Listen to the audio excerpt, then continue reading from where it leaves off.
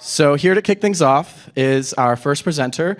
She recently completed her Ph.D. at the University of Chicago in AI. Please give a warm round of applause to Kelly Wagman.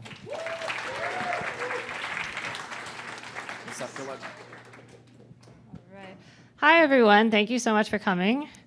Hello and welcome. My name is Kelly, and today I'm going to be talking about our solopreneurs, the new creators, how AI coding is enabling a new kind of founder and investment opportunity.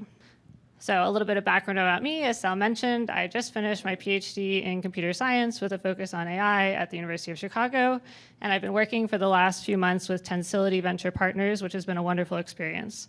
Prior to grad school, I also spent time at Microsoft, did my undergraduate and master's at Brown and MIT. So as you may have seen in the news, AI coding tools are gaining significant traction. Over 60% of software engineers are using these tools in their development process, and companies like Cursor, Windsurf, and Lovable have raised very significant amounts of money at large valuations. I was interested in understanding what are the implications of these kinds of tools on both startups and investing.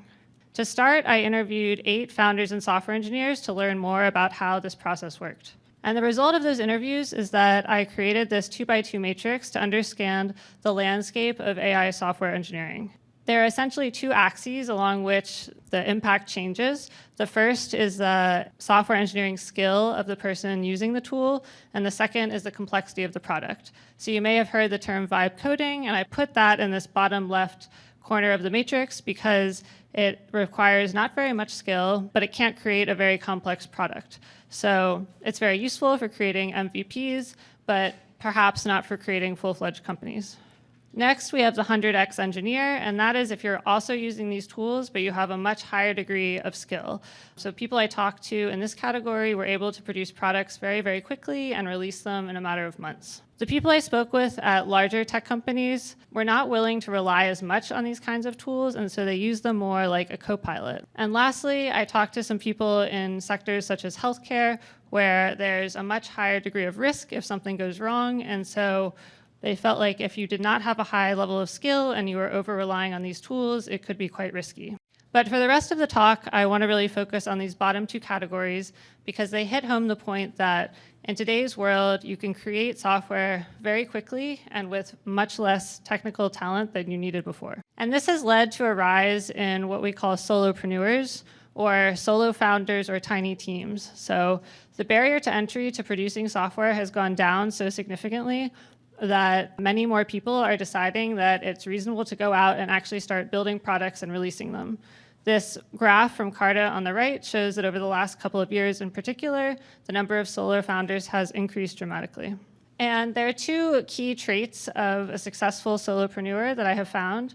The first is domain expertise. So in the AI world, domain expertise is actually more important, I argue, than technical talent because you really need to have an insight into how a system works in order to know what to go build. The second is access to a distribution network. So even if you build a great product, it may be that you can't find anyone to use it, and if you can't sell it, then you can't make a company. And as I was reflecting on these different traits, I noticed that there's actually a lot of similarities between today's solopreneurs and content creators. So creators went through this shift about 10 years ago where it used to take a lot of money to hire teams of people to produce things like television shows, a lot of fancy equipment, and now somebody can just do this in their home office with very little funding and release it on social media and get a lot of followers. And I feel like we're kind of entering this era with solopreneurs and software engineers where making software is a little bit more like making content. So what can we learn from the creator economy that can help us think about what to do with solopreneurs? Well, there's this interesting long tail distribution. For example, at the top is people like Hailey Bieber who have many, many followers and have monetized those followers in order to, for example, recently sell her cosmetics brand for $1 billion. But there's also this long tail of niche markets. So at the other end, for example, is someone who makes content just about restaurants in Chicago. And one of the ways that business models work in this world is that content creators have agencies, and agencies often help with distribution and back office support and things that the creators don't actually want to do themselves. So I see two investment paths when you're looking at solopreneur built companies. I think the first is to see, can the MVP accelerate in growth very quickly? So building the MVP because of AI coding tools should be very capital efficient, and it should just gain traction really quickly. It's kind of like the idea of the content going viral. And then there's kind of two options. First is that there's a large market for this product, and in that case, you kind of enter a traditional VC model where funding can be used to really grow and scale the company. The second is that you have a niche market, and it used to be that niche markets were not really investable because the capital to produce the software was just too high to make it worthwhile. But I see possibilities for alternative investing models here, such as revenue sharing as inspired by content creator agencies, or we can brainstorm other ways that investors might be able to provide things like distribution, marketing, and back office services, and be able to still invest in these niche markets. And I want to end just on a quick case study. There's a tool called Interview Coder that was created by two friends at Columbia University.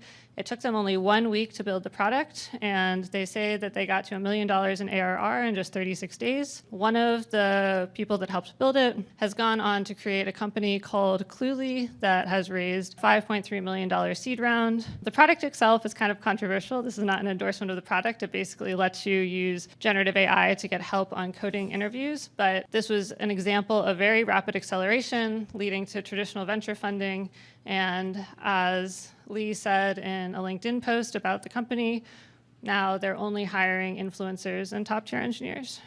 So if you want to talk more about the future of AI, feel free to find me after, connect with me on LinkedIn, and the longer version of this is in a blog post on Tensility's website. Thank you.